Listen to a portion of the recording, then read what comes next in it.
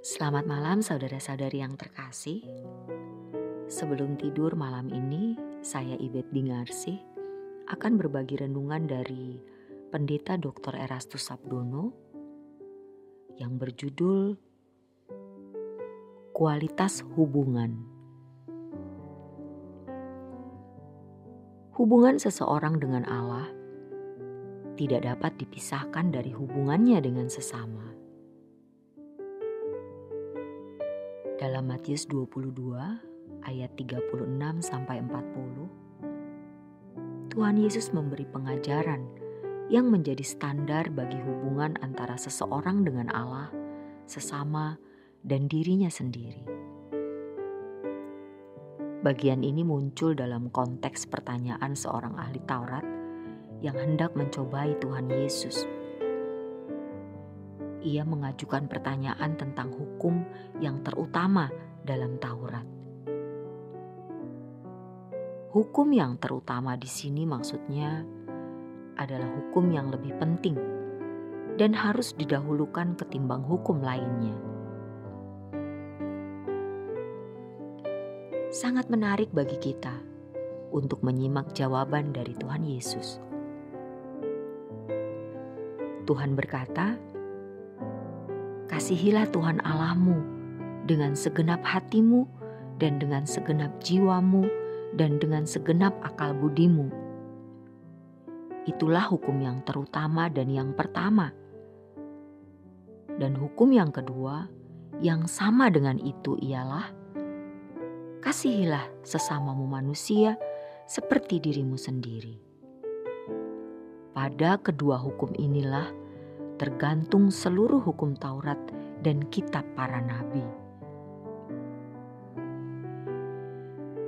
Dalam penggalan ayat di atas, terdapat kebenaran yang sangat kuat berkalian dengan hubungan antara Allah dan manusia dengan sesamanya. Ketika Tuhan berkata bahwa mengasihi Tuhan Allah dengan segenap hati, jiwa, dan akal budi sebagai hukum terutama dan pertama, hal ini mengindikasikan kasih terhadap Tuhan menjadi dasar atau landasan kehidupan orang percaya. Mengasihi Tuhan dengan segenap keberadaan merupakan tujuan paling dasariah dalam kehidupan orang percaya. Pagelaran kehidupan orang percaya harus selalu didasarkan pada kasih terhadap Allah, entah itu bekerja, berkeluarga, bersekolah, berinteraksi, dan sebagainya. Semuanya harus karena, oleh, dan bagi Tuhan. Hal ini paralel dengan kebenaran yang disampaikan oleh Paulus dalam 1 Korintus 10 ayat 31. Jika engkau makan, atau jika engkau minum, atau jika engkau melakukan sesuatu yang lain, lakukanlah semuanya itu untuk kemuliaan Allah.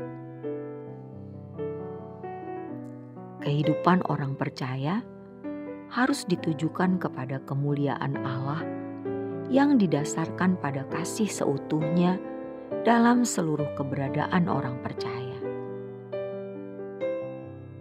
Berkaitan dengan hal ini, tanpa terpisahkan, Tuhan berkata bahwa hukum kedua yang sama dengan hukum pertama adalah mengasihi sesama manusia layaknya diri kita sendiri. Kata sama di sini menggunakan kata homoios yang artinya sejajar atau sama dalam kualitas.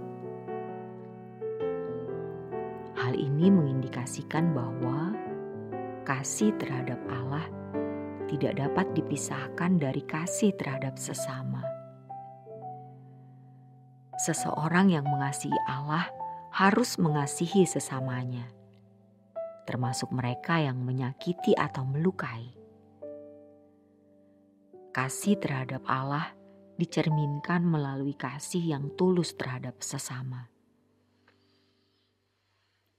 Dengan kata lain, kasih yang tulus terhadap sesama dapat terpancar ketika seseorang mendasarkan kehidupannya pada kehidupan yang mengasihi atau melakukan segala sesuatu bagi Allah. Kasih terhadap Allah akan mengubah dan menggerakkan kasih seseorang terhadap sesamanya. Dengan demikian, seseorang yang mengasihi Allah akan bermuara pada perilaku yang semakin sesuai dengan pikiran, perasaan Allah. Dan orang percaya dimampukan untuk mengasihi sesamanya dengan pikiran dan perasaan Allah sendiri, bahkan terhadap mereka yang menyakiti dan melukai. Itulah sebabnya dikatakan di awal bahwa kualitas hubungan seseorang dengan Allah dan sesama tidak dapat dipisahkan. Bagaimana seseorang menjalin relasi dengan Allah dalam pengampunan pasti mempengaruhi relasinya dengan orang lain. Jika seseorang menjalin relasi dengan Allah secara oportunis dengan berkutat pada urusan pemenuhan kebutuhan jasmani, kesembuhan dari sakit penyakit, dan kepentingan duniawi, maka tidak heran jika relasinya dengan sesama pun bersifat oportunis. Jika sesamanya memberi keuntungan dan kebahagiaan, maka ia akan mengasihinya. Jika sesamanya menyakiti atau melukainya, ia tidak akan mampu untuk mengampuninya. Hal ini diakibatkan konsep bertuhan yang salah yang telah terbangun sejak lama. Konsep dan hubungan kita terhadap Allah sangat menentukan bagaimana kita menggelar kehidupan di tengah-tengah dunia. Setiap orang percaya harus memperbaiki konsep relasi dengan Allah yang selama ini telah salah asuh. Relasi dengan Allah adalah relasi kasih yang tanpa syarat dan tanpa batas, mengingat Ia telah terlebih dahulu mengasihi kita.